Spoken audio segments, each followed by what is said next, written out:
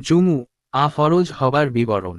এ সম্পর্কে আল্লাহ আলার বাণী, জুমু আর দিনে যখন সালাতের জন্য আহ্বান করা হয়, তখন তোমরা আল্লাহর স্মরণের প্রতি ধাবিত হও এবং বন্ধ করে দাও বেচাকেনা। এটাই তোমাদের জন্য উত্তম যদি তোমরা জানতে অর্থ ধাবিত হও। সূরা আল জুমু 62-9। আবু হুরায়রা থেকে বর্ণিত, তিনি আল্লাহর রসূল সাল্লাল্লাহু আলাইহি ওয়াসাল্লাম কে বলতে শুনেছেন যে, আমরা দুনিয়ায় আগমনের দিক দিয়ে সর্বশেষ, কিন্তু কিয়ামতের দিন আমরা মর্যাদার ব্যাপারে সবার পূর্বে।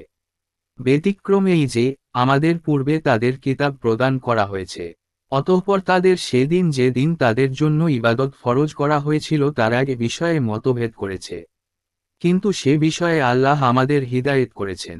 কাজেই এ ব্যাপারে লোকেরা আমাদের পশ্চাদর্তী। ইয়ারিদিদের সম্মানীয় দিন হচ্ছে আগামীকাল শনিবার এবং নাসারাদের আগামী পরশু রোববার। হাদিসের মান সহিহ হাদিস 11-2 অধ্যায় জুমু আর দিন গোসল করার তাৎপর্য। জুমু আর দিবসে শিশু কিংবা নারীদের সালাতের জন্য উপস্থিতি কি প্রয়োজন? আব্দুল্লাহ ইবনু উমর থেকে বর্ণিত, আল্লাহর রসূল সাল্লাল্লাহু আলাইহি ওয়াসাল্লাম বলেছেন, তোমাদের মধ্যে কেউ জুমু আর সালাতে আসলে সে যেন গোসল করে। হাদিসের মান সহিহ। ইবনু উমর থেকে বর্ণিত, উমর ইবনু খাত্তাব জুমু আর দিন দাঁড়িয়ে খুতবা দিচ্ছিলেন। এ সময় নবী সাল্লাল্লাহু আলাইহি ওয়াসাল্লাম এর প্রথম যুগের একজন মুহাজির সাহাবা এলেন। উমর তাকে ডেকে বললেন, এখন সময় কত? তিনি বললেন, আমি ব্যস্ত ছিলাম তাই ঘরে ফিরে আসতে পারিনি। এমন সময় আজান শুনে কেবল উজু করে নিলাম। উমর বললেন, কেবল উজুই? অথচ আপনি জানেন যে আল্লাহর রসূল সাল্লাল্লাহু আলাইহি ওয়াসাল্লাম গোসলের নির্দেশ দিতেন। হাদিসের মান সহিহ হাদিস 87। আবু খুদরি থেকে বর্ণিত, আল্লাহর রসূল সাল্লাল্লাহু আলাইহি ওয়াসাল্লাম বলেছেন, জুমু আর দিনে প্রত্যেক শাবালকের জন্য গোসল করা ওয়াজিব। হাদিসের মান সহিহ হাদিস 11-3 অধ্যায় জুমু আর জন্য সুগন্ধি ব্যবহার।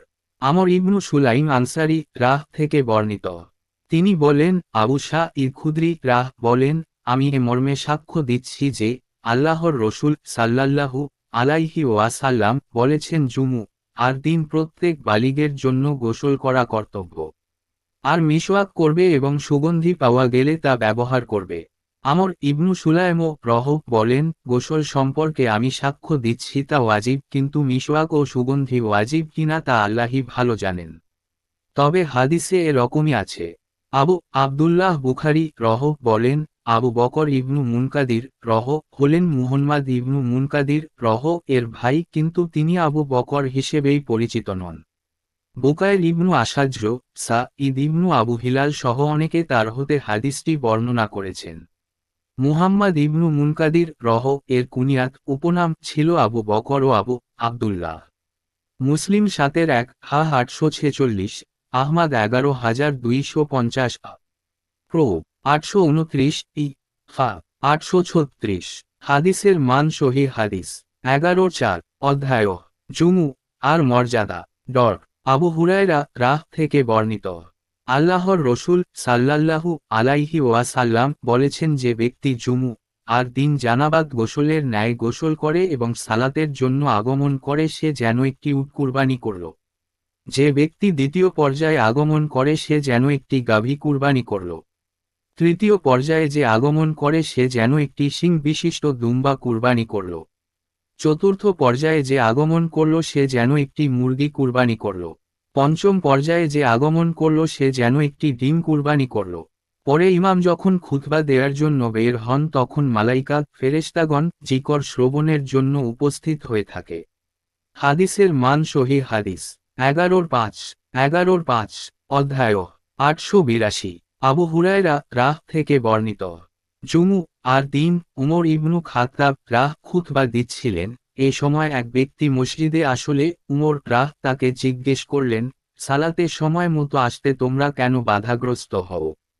তিনি বললেন, আজান শোনার সঙ্গে সঙ্গেই আমি উজু করেছি। তখন উমর বললেন, তোমরা কি নবী সাল্লাল্লাহু আলাইহি ওয়াসাল্লাম কে কথা বলতে শোননি যে, যখন তোমাদের কেউ জুমু আর সালাতে রওয়ানা দেয় তখন সে যেন গোসল করে নেয়। সালমান ফার্সি রাহ থেকে বর্ণিত। নবী সাল্লাল্লাহু আলাইহি ওয়াসাল্লাম বলছেন, যে ব্যক্তি জুমু আর দিন গোসল করে এবং যথাসাধ্য ভালরূপে পবিত্রতা অর্জন করে ও নিজের তেল হতে ব্যবহার করে বা নিজ ঘরের সুগন্ধি ব্যবহার করে, অতঃপর বের হয় এবং দুজন লোকের মাঝে ফাঁক না করে, অতঃপর তার নির্ধারিত সালাত আদায় করে এবং ইমামের খুতবা দেওয়ার সময় চুপ থাকে, তাহলে তার সে জুমু হতে আরেক জুমু পর্যন্ত সময়ের যাবতীয় গুনাহ মাফ করে দেয়া হয়। হাদিসের মান সহিহ হাদিস 884। তাউস রহ থেকে বর্ণিত। আমি ইবনু আব্বাস কে বললাম, সাহাবীগণ বর্ণনা করেছেন যে নবী সাল্লাল্লাহু আলাইহি ওয়াসাল্লাম বলেছেন, জুমু আর দিন গোসল কর এবং মাথা ধুয়ে ফেল যদিও তোমরা জুনুবি না হয়ে থাক এবং সুগন্ধি ব্যবহার কর। ইবনু আব্বাস বললেন, গোসল সম্পর্কে নির্দেশ ঠিকই আছে, কিন্তু সুগন্ধি সম্পর্কে আমি জানি না। হাদিসের মান সহিহ হাদিস 885। তাউস রহ থেকে বর্ণিত। তিনি ইবনু আব্বাস হতে বর্ণনা করেন যে তিনি যখন জুমু আর দিন গোসল সম্বন্ধে নবী সাল্লাল্লাহু আলাইহি ওয়াসাল্লাম এর বাণীর উল্লেখ করেন, তখন আমি ইবনু আব্বাস কে জিজ্ঞেস করলাম, নবী সাল্লাল্লাহু আলাইহি ওয়াসাল্লাম যখন পরিবার পরিজনের সঙ্গে অবস্থান করতেন তখনও কি তিনি সুগন্ধি বা তেল ব্যবহার করতেন? তিনি বললেন, আমি তা জানি না। হাদিসের মান সহিহ হাদিস 886। আব্দুল্লাহ ইবনু উমর থেকে বর্ণিত। উমর ইবনু খাত্তাব মসজিদে নববীর দরজার নিকটে এক জোড়া রেশমি পোশাক বিক্রি হতে দেখে নবী সাল্লাল্লাহু আলাইহি ওয়াসাল্লামকে বললেন, হে আল্লাহর রসূল, যদি এটি আপনি খরিদ করতেন আর জুমু আর দিন এবং যখন আপনার নিকট প্রতিনিধি দল আসে তখন আপনি তা পরিধান করতেন। তখন আল্লাহর রসূল সাল্লাল্লাহু আলাইহি ওয়াসাল্লাম বললেন, এটা তো সে ব্যক্তি পরিধান করে আখিরাতে যার মঙ্গলের কোন অংশ নেই। অতঃপর আল্লাহর রসূল সাল্লাল্লাহু আলাইহি ওয়াসাল্লাম এর নিকট এ ধরনের কয়েক জোড়া পোশাক আসে, তখন তার এক জোড়া তিনি উমর কে প্রদান করেন। উমর আরও করলেন, হে আল্লাহর রসূল, আপনি আমাকে এটি পরতে দিলেন অথচ আপনি উতারীদের রেশম পোশাক সম্পর্কে যা বলার তা তো বলেছিলেন। তখন আল্লাহর রসূল সাল্লাল্লাহু আলাইহি ওয়াসাল্লাম বললেন, আমি তোমাকে এটি নিজের পরার জন্য দেইনি।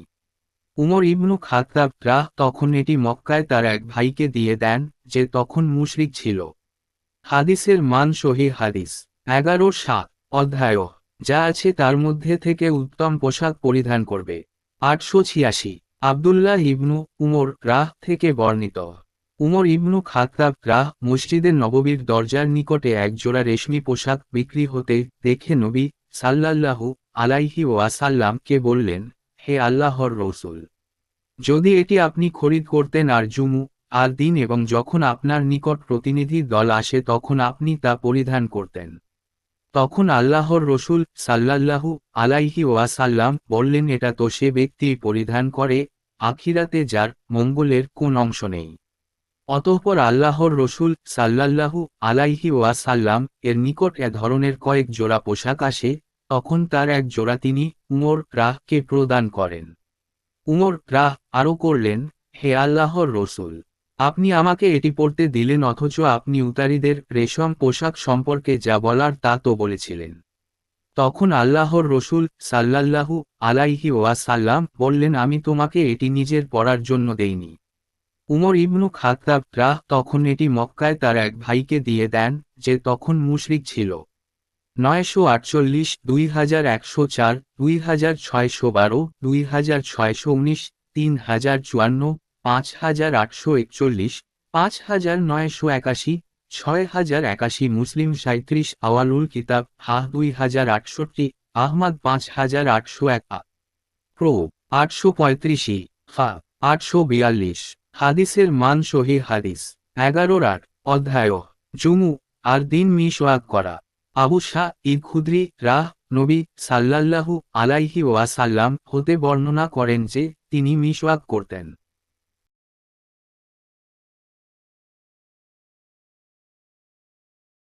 আবু সাঈদ খুদরি থেকে বর্ণিত।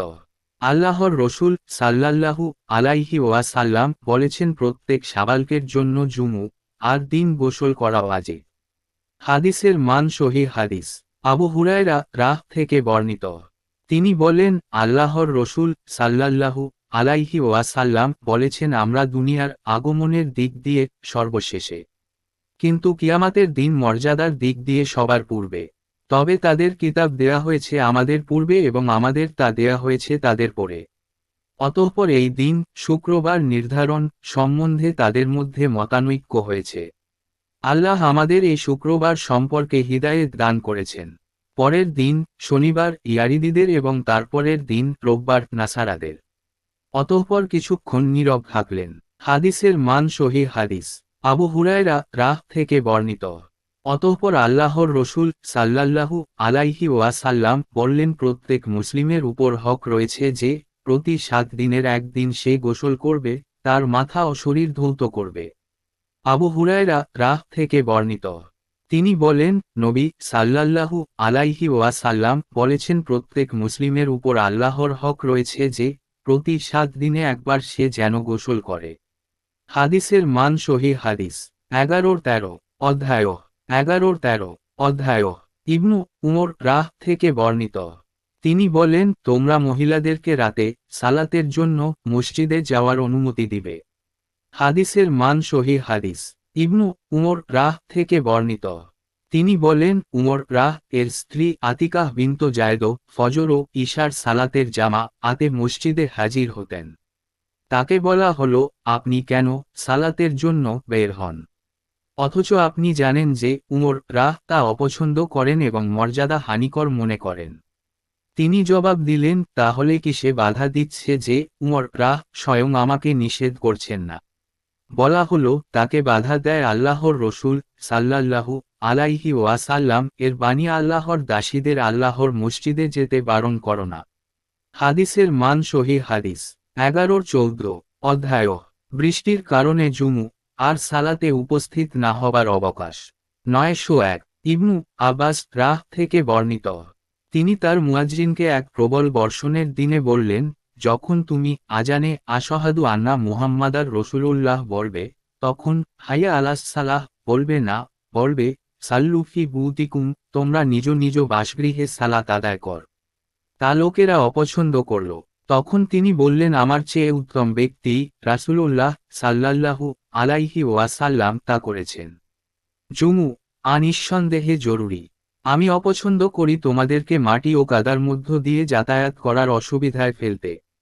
হাদিসের মান সহিহ হাদিস। 11-15 অধ্যায়। কতদূর হতে জুমু আর সালাতে আসবে এবং জুমু আকার উপর ওয়াজিব।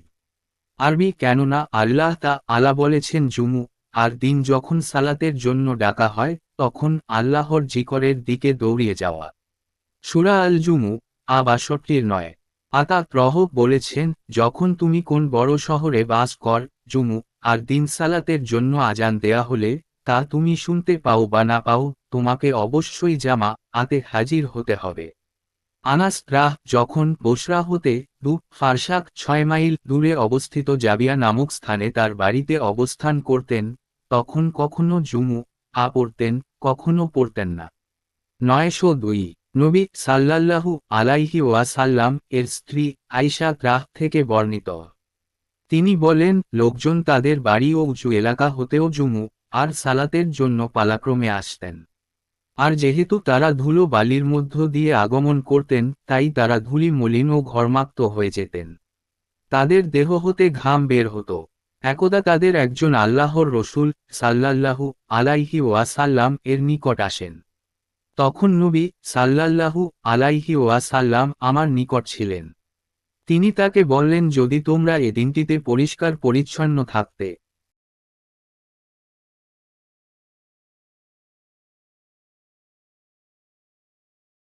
আবু হুরায়রা রাহ থেকে বর্ণিত, তিনি বলেন, নবী সাল্লাল্লাহু আলাইহি ওয়াসাল্লাম জুমু আর দিন ফজরের সালাতে এবং 2টি সূরা তেলাওয়াত করতেন। 1068 মুসলিম 7-64 হা 880 প্রো 840 ফা 847 হাদিসের মান সহিহ হাদিস। 11-11 অধ্যায়। গ্রামে ও শহরে জুমু আর সালাত। ইবনু আব্বাস রাহ থেকে বর্ণিত, তিনি বলেন, আল্লাহর রসুল সাল্লাল্লাহু আলাইহি ওয়াসাল্লাম এর মসজিদে জুমু আর সালাত অনুষ্ঠিত হবার পর প্রথম জুমু আর সালাত অনুষ্ঠিত হয় বাহরাইনে জোয়াসা নামক স্থানে অবস্থিত আব্দুল কায়ুস গোত্রের মসজিদে। 4371 প্রো 841 ফা 848। হাদিসের মান সহি হাদিস 893। উমর রাহ থেকে বর্ণিত, আমি আল্লাহর রসুল সাল্লাল্লাহু আলাইহি ওয়াসাল্লামকে বলতে শুনেছি, তোমরা সকলেই দায়িত্বশীল। লায়স ইবনু শাহ দকরাহ আরও অতিরিক্ত বলেন, পরবর্তী রাবি ইউনুস রহ বলেছেন, আমি একদা ইবনু শিহাব রহ এর সঙ্গে ওয়াদিউল কুরা নামক স্থানে ছিলাম। তখন রুজাইক ইবনু হুকায়মো রহ ইবনু শিহাব রহ এর নিকট লিখলেন, আপনি কি মনে করেন আমি কি এখানে জুমু আর সালাত আদায় করব? রুজায়ক রহ তখন সেখানে তার জমির কৃষি কাজের তত্ত্বাবধান করতেন। সেখানে একদল সুদানি ও অন্যান্য লোক বাস করত। রুজায়ক রহ সে সময় আইলা শহরের আমির ছিলেন। ইবনু শিহাব রহ তাকে জুমু আকাইম করার নির্দেশ দিয়ে লিখেছিলেন এবং আমি তাকে এ নির্দেশ দিতে শুনলাম। সালিম রহ তার নিকট বর্ণনা করেছেন যে, আবদুল্লাহ ইবনু উমর রাহ বলেন, আমি আল্লাহর রসুল সাল্লাল্লাহু আলাইহি ওয়াসাল্লাম কে বলতে শুনেছি, তোমরা সকলেই দায়িত্বশীল এবং তোমাদের প্রত্যেককেই অধীনস্থদের দায়িত্ব জিজ্ঞাসা করা হবে। ইমাম একজন দায়িত্বশীল ব্যক্তি, তাকে তার অধীনস্থদের সম্পর্কে জিজ্ঞেস করা হবে। পুরুষ তার পরিবার বর্গের অভিভাবক, তাকে তার অধীনস্থদের সম্পর্কে জিজ্ঞেস করা হবে। নারী তার স্বামী গৃহের কর্ত্রী, তাকে তার অধীনস্থদের সম্পর্কে জিজ্ঞেস করা হবে। খাদিম তার মুনিবের ধন সম্পদের রক্ষক, তাকেও তার মুনিবের ধন সম্পদ সম্পর্কে জিজ্ঞেস করা হবে।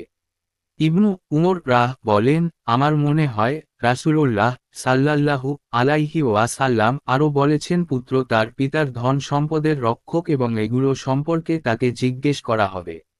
তোমরা সবাই দায়িত্বশীল এবং সবাইকে তাদের অর্পিত দায়িত্ব সম্পর্কে প্রশ্ন করা হবে।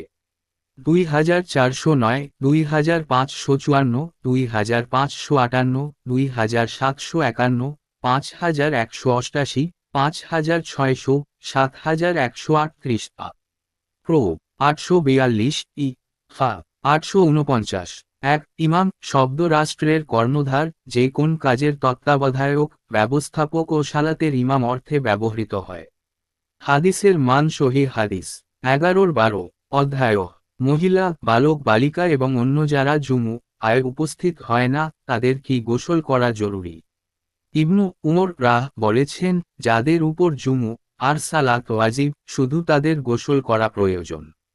আবদুল্লাহ ইবনু উমর রাহ থেকে বর্ণিত, তিনি বলেন, আমি আল্লাহর রসুল সাল্লাল্লাহু আলাইহি ওয়াসাল্লাম কে বলতে শুনেছি, যে ব্যক্তি জুমু আর সালাতে আসবে সে যেন গোসল করে। হাদিসের মান সহি হাদিস। আবু শাহ খুদরি রাহ থেকে বর্ণিত, আল্লাহর রসুল সাল্লাল্লাহু আলাইহি ওয়াসাল্লাম বলেছেন, প্রত্যেক শাবালকের জন্য জুমু আর দিন গোসল করা ওয়াজিব। হাদিসের মান সহি হাদিস।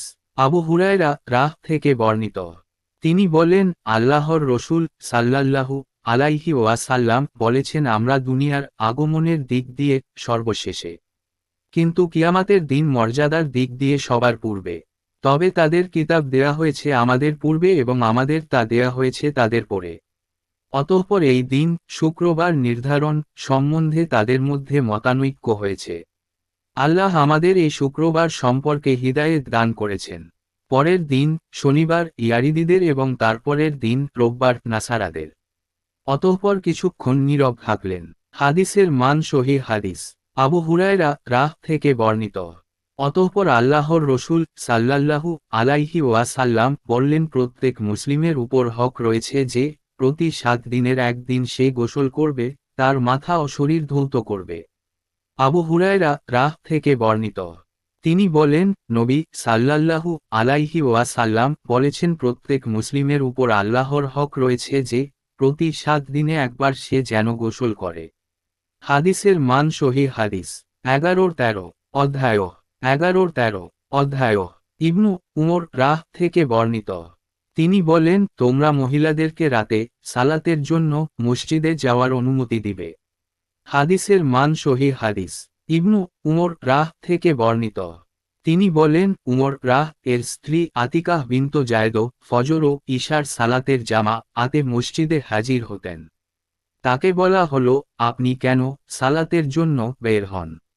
অথচ আপনি জানেন যে উমর রাহ তা অপছন্দ করেন এবং মর্যাদা হানিকর মনে করেন। তিনি জবাব দিলেন, তাহলে কি সে বাধা দিচ্ছে যে উমর রাহ স্বয়ং আমাকে নিষেধ করছেন না? বলা হলো, তাকে বাধা দেয় আল্লাহর রসুল সাল্লাল্লাহু আলাইহি ওয়াসাল্লাম এর বাণী, আল্লাহর দাসীদের আল্লাহর মসজিদে যেতে বারণ করো না। হাদিসের মান সহিহ হাদিস। 11-14 অধ্যায়। বৃষ্টির কারণে জুমু আর সালাতে উপস্থিত না হবার অবকাশ। 901 ইবনু আব্বাস রাহ থেকে বর্ণিত। তিনি তার মুয়াজ্জিনকে এক প্রবল বর্ষণের দিনে বললেন, যখন তুমি আজানে আশহাদু আন্না মুহাম্মাদার রসুলুল্লাহ বলবে, তখন হাইয়া আলাস সালাহ বলবে না, বলবে সাল্লুফি বুতিকুম, তোমরা নিজ নিজ বাসগৃহে সালাত আদায় কর। তা লোকেরা অপছন্দ করল। তখন তিনি বললেন, আমার চেয়ে উত্তম ব্যক্তি রাসূলুল্লাহ সাল্লাল্লাহু আলাইহি ওয়াসাল্লাম তা করেছেন। জুমু নিঃসন্দেহে জরুরি। আমি অপছন্দ করি তোমাদেরকে মাটি ও কাদার মধ্য দিয়ে যাতায়াত করার অসুবিধায় ফেলতে। হাদিসের মান সহিহ হাদিস। 11-15 অধ্যায়। কতদূর হতে জুমু আর সালাতে আসবে এবং জুমু আকার উপর ওয়াজিব। আরবি, কেননা আল্লাহ আলা বলেছেন জুমু আর দিন যখন সালাতের জন্য ডাকা হয় তখন আল্লাহর জিকরের দিকে দৌড়িয়ে যাওয়া। সূরা আল জুমু 62-9 আতা রহ বলেছেন, যখন তুমি কোন বড় শহরে বাস কর, জুমু আর দিন সালাতের জন্য আজান দেয়া হলে তা তুমি শুনতে পাও বা না পাও, তোমাকে অবশ্যই জামা আতে হাজির হতে হবে। আনাস রাহ যখন বসরা হতে ফারসাক 6 মাইল দূরে অবস্থিত জাবিয়া নামক স্থানে তার বাড়িতে অবস্থান করতেন, তখন কখনো জুমু পড়তেন, কখনো পড়তেন না। 902 নবী সাল্লাল্লাহু আলাইহি ওয়াসাল্লাম এর স্ত্রী আয়েশা রাহ থেকে বর্ণিত। তিনি বলেন, লোকজন তাদের বাড়ি ও উঁচু এলাকা হতেও জুমু আর সালাতের জন্য পালাক্রমে আসতেন। আর যেহেতু তারা ধুলো বালির মধ্য দিয়ে আগমন করতেন, তাই তারা ধূলি মলিন ও ঘর্মাক্ত হয়ে যেতেন। তাদের দেহ হতে ঘাম বের হতো। একদা তাদের একজন আল্লাহর রসুল সাল্লাল্লাহু আলাইহি ওয়াসাল্লাম এর নিকট আসেন। তখন নবী সাল্লাল্লাহু আলাইহি ওয়াসাল্লাম আমার নিকট ছিলেন। তিনি তাকে বললেন, যদি তোমরা এ দিনটিতে পরিষ্কার পরিচ্ছন্ন থাকতে। ইয়াহইয়া ইবনু শাঈদ রহ থেকে বর্ণিত। তিনি আমরা রহকে জুমু আর দিনে গোসল সম্পর্কে জিজ্ঞেস করেন। আমরা রহ বলেন, আয়েশা রাহ বলেছেন যে লোকজন নিজেদের কাজকর্ম নিজেরাই করতেন। যখন তারা দুপুরের পরে জুমু আর জন্য যেতেন তখন সে অবস্থায় চলে যেতেন। তাই তাদের বলা হলো, যদি তোমরা গোসল করে নিতে। হাদিসের মান সহিহ হাদিস। 904 আনাস ইবনু মালিক রাহ থেকে বর্ণিত। আল্লাহর রসুল সাল্লাল্লাহু আলাইহি ওয়াসাল্লাম জুমু আর সালাত আদায় করতেন যখন সূর্য হেলে যেত। হাদিসের মান সহিহ হাদিস। 905 আনাস ইবনু মালিক রাহ থেকে বর্ণিত। তিনি বলেন, আমরা প্রথম ওয়াক্তেই জুমু আর সালাতে যেতাম এবং জুমু আর পরে কাইলুলা দুপুরের বিশ্রাম করতাম। হাদিসের মান সহিহ হাদিস। 11-17 অধ্যায়। জুমু আর দিন যখন সূর্যের উত্তাপ প্রখর হয়। আনাস ইবনু মালিক রাহ থেকে বর্ণিত।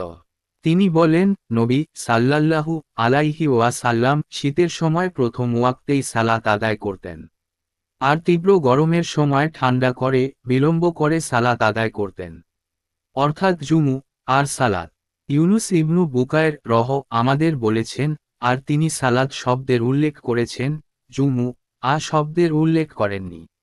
আর বিশর ইবনু সাবিত রহ বলেন, আমাদের নিকট আবু খালদা রহ বর্ণনা করেছেন যে জুমু আর ইমাম আমাদের নিয়ে সালাত আদায় করেন। অতঃপর তিনি আনাস রাহকে বলেন, নবী সাল্লাল্লাহু আলাইহি ওয়াসাল্লাম জুহরের সালাত কি রূপে আদায় করতেন। হাদিসের মান সহিহ হাদিস। 11-18 অধ্যায়। জুমু আর জন্য পায়ে হেঁটে চলা এবং আল্লাহর বাণী, তোমরা আল্লাহর জিকরের জন্য দৌড়িয়ে আসো। যিনি বলেন, সাইয়ের অর্থ কাজ করা, গমন করা। কেননা আল্লাহর বাণী এর অন্তর্গত শাইয়ের অর্থ হচ্ছে কাজ করা। ইবনু আব্বাস বলেন, তখন চুমু আর আজানের পর যাবতীয় ক্রয় বিক্রয় হারাম হয়ে যায়। আতা বলেন, শিল্প কারিগরির যাবতীয় কাজই তখন নিষিদ্ধ হয়ে যায়। ইব্রাহিম ইবন সাদ জুহরি হতে বর্ণনা করেন, জুমু আর দিন যখন মুয়াজিন সফররত অবস্থায় আজান দেয় তখন তার জন্য জুমু আর সালাতে উপস্থিত হওয়া উচিত।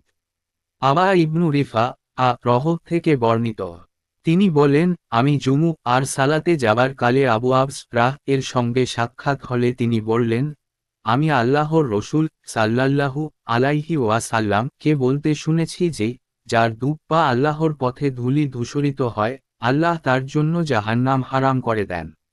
হাদিসের মান সহিহ হাদিস।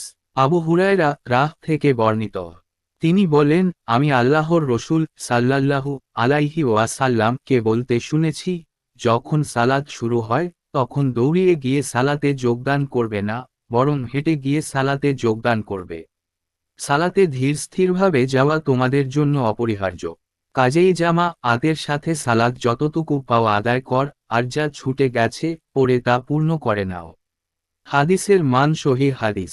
সালমান ফার্সি থেকে বর্ণিত, তিনি বলেন, আল্লাহর রসুল সাল্লাল্লাহু আলাইহি ওয়াসাল্লাম বলেছেন, যে ব্যক্তি জুমু আর দিন গোসল করে এবং যথাসম্ভব উত্তমরূপে পবিত্রতা অর্জন করে, অতঃপর তেল মেখে নেয় অথবা সুগন্ধি ব্যবহার করে, অতঃপর মসজিদে যায় আর জনের মধ্যে ফাঁক করে না এবং তার ভাগ্যে নির্ধারিত পরিমাণ সালাত আদায় করে, আর ইমাম যখন খুতবার জন্য বের হন তখন চুপ থাকে, তার এ জুমু এবং পরবর্তী জুমু আর মধ্যবর্তী সকল গুনাহ ক্ষমা করে দেয়া হয়। হাদিসের মান সহিহ হাদিস। 11-20 অধ্যায়। জুমু আর দিন কোন ব্যক্তি তার ভাইকে উঠিয়ে দিয়ে তার জায়গায় বসবে না। 911। ইবনু উমর থেকে বর্ণিত, তিনি বলেন, নবী সাল্লাল্লাহু আলাইহি ওয়াসাল্লাম নিষেধ করেছেন, যেন কেউ তার ভাইকে স্বীয় বসার স্থান হতে উঠিয়ে দিয়ে নিজে সে জায়গায় না বসে। ইবনু জুরাইজ বলেন, আমি নাফি কে জিজ্ঞেস করলাম, এ কি শুধু জুমু আর ব্যাপারে? তিনি বললেন, জুমু অন্যান্য সালাতের ব্যাপারেও। হাদিসের মান সহিহ হাদিস। 11-21 অধ্যায়। জুমু আর দিনের আজান। সাইব ইবনু ইয়াজিদ থেকে বর্ণিত, তিনি বলেন, নবী সাল্লাল্লাহু আলাইহি ওয়াসাল্লাম আবু বকর এবং উমর এর সময় জুমু আর দিন ইমাম যখন মিম্বরের উপর বসতেন তখন প্রথম আজান দেয়া হতো। পরে যখন উসমান খলিফা হলেন এবং লোকসংখ্যা বৃদ্ধি পেল তখন তিনি জাউরাহ হতে তৃতীয় এক আজান বৃদ্ধি করেন। আবু আবদুল্লাহ ইমাম বুখারী বলেন, জাউরাহ হল মাদিনার অদূরে বাজারের একটি স্থান। এর পূর্বে কেবল খুতবার আজান ও ইকামাত প্রচলন ছিল। এখানে থেকে তৃতীয় অর্থাৎ সালাতের জন্য বর্তমানে প্রচলিত আজানের প্রচলন শুরু হয়। হাদিসের মান সহিহ হাদিস। 11-22 অধ্যায়। জুমু আর দিন একজন মুয়াজ্জিনের আজান দেয়া। সাইব ইবনু ইয়াজিদ থেকে বর্ণিত, মদিনার অধিবাসীদের সংখ্যা যখন বৃদ্ধি পেল তখন জুমু আর দিন তৃতীয় আজান যিনি বৃদ্ধি করলেন তিনি হলেন উসমান ইবনু আফফান নবী সাল্লাল্লাহু আলাইহি ওয়াসাল্লাম এর সময় জুমু আর জন্য একজন ব্যতীত মুয়াজ্জিন ছিল না এবং জুমু আর দিন আজান দেয়া হতো যখন ইমাম বসতেন অর্থাৎ মিম্বরের উপর খুতবার পূর্বে। হাদিসের মান সহিহ হাদিস। 11-23 অধ্যায়। ইমাম মিম্বরের উপর বসে জবাব দিবেন যখন আজানের আওয়াজ শ্রবণ করেন। আবিয়া ইবনু আবু সুফিয়ান থেকে বর্ণিত, তিনি মিম্বরে বসা অবস্থায় মুয়াজ্জিন আজান দিলেন। মুয়াজ্জিন বললেন, আল্লাহু আকবার, আল্লাহু আকবার। আবিয়া বললেন, আল্লাহু আকবার, আল্লাহু আকবার। মুয়াজ্জিন বললেন, আশহাদু আল্লা ইলাহা ইল্লাল্লাহ। তিনি বললেন, এবং আমিও বলছি, আশহাদু আল্লা ইলাহা ইল্লাল্লাহ। মুয়াজ্জিন বললেন, আশহাদু আন্না মুহাম্মাদুর রাসূলুল্লাহ। তখন আবিয়াহ বললেন, এবং আমিও বললাম।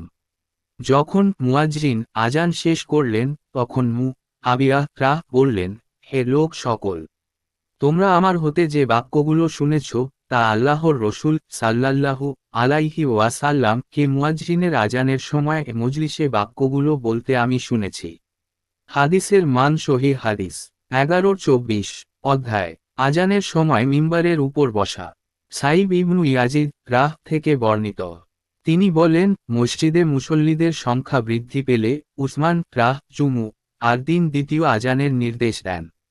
অথচ ইতপূর্বে জুমু আর দিন ইমাম যখন মিম্বারের উপর বসতেন তখন আজান দেয়া হতো। হাদিসের মান সহিহ হাদিস 11-25 অধ্যায় খুতবার সময় আজান 916।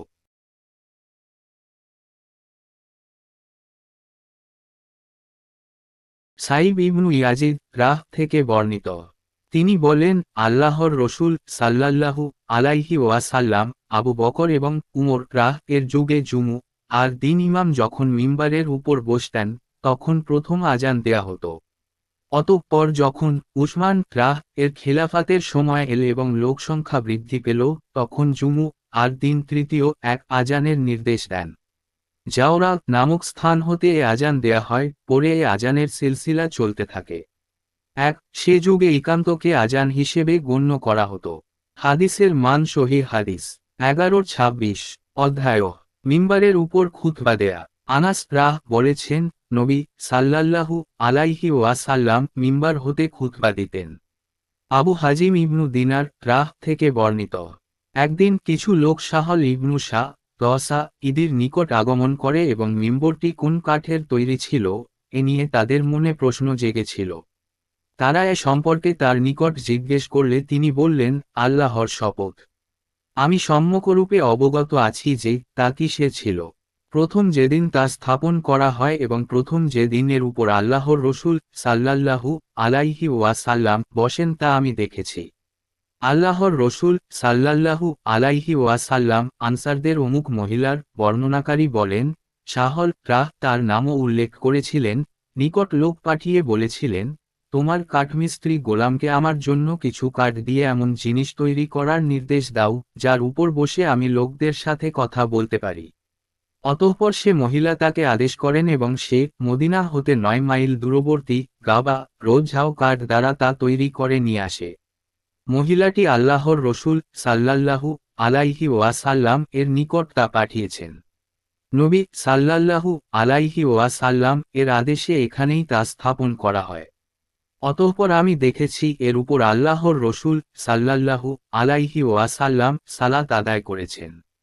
এর উপর উঠে তাকবীর দিয়েছেন এবং এখানে দাঁড়িয়ে রুকু করেছেন। অতঃপর পিছনের দিকে নেমে এসে মিম্বারের গোড়ায় সিজদা করেছেন এবং এ সিজদা পুনরায় করেছেন। অতঃপর সালাত শেষ করে সমবেত লোকদের দিকে ফিরে বলেছেন, হে লোক সকল, আমি এটা এজন্য করেছি যে তোমরা যেন আমার অনুসরণ করতে এবং আমার সালাত শিখে নিতে পার। হাদিসের মান সহিহ হাদিস জাবির ইবনু আব্দুল্লাহ রাহ থেকে বর্ণিত। তিনি বলেন, মসজিদে নববীতে এমন একটি খেজুর গাছের খুঁটি ছিল যার সাথে হেলান দিয়ে নবী সাল্লাল্লাহু আলাইহি ওয়াসাল্লাম দাঁড়াতেন। অতঃপর যখন তার জন্য মিম্বর স্থাপন করা হলো আমরা তখন